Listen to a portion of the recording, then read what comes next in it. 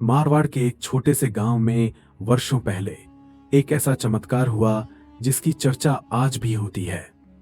गांव के बुजुर्गों का कहना था कि यह चमत्कार किसी साधारण व्यक्ति का काम नहीं था, बल्कि वो कोई दिव्य शक्ति थी।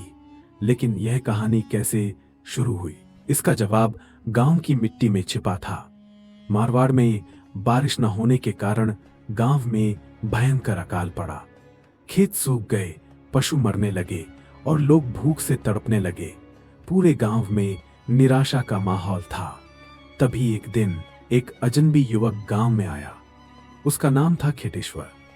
उसने गेरुआ वस्त्र पहना हुआ था और उसकी आंखों में एक दिव्य चमक थी।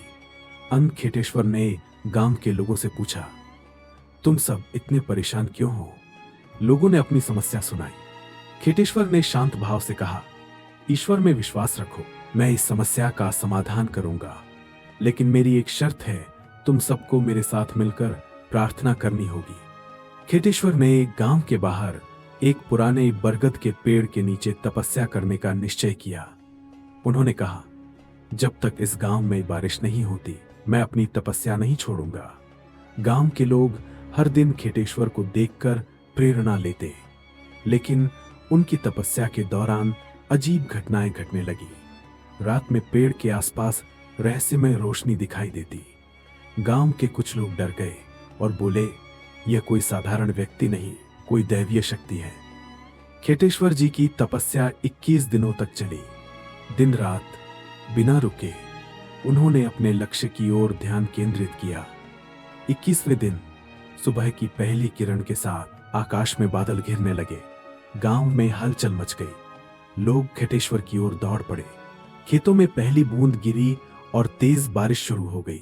गांव के लोग नाचने और गाने लगे।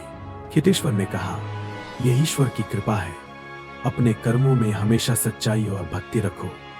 बारिश के बाद जब लोग खेटेश्वर को धन्यवाद देने के लिए उनके पास पहुंचे, तो वे वहां नहीं थे।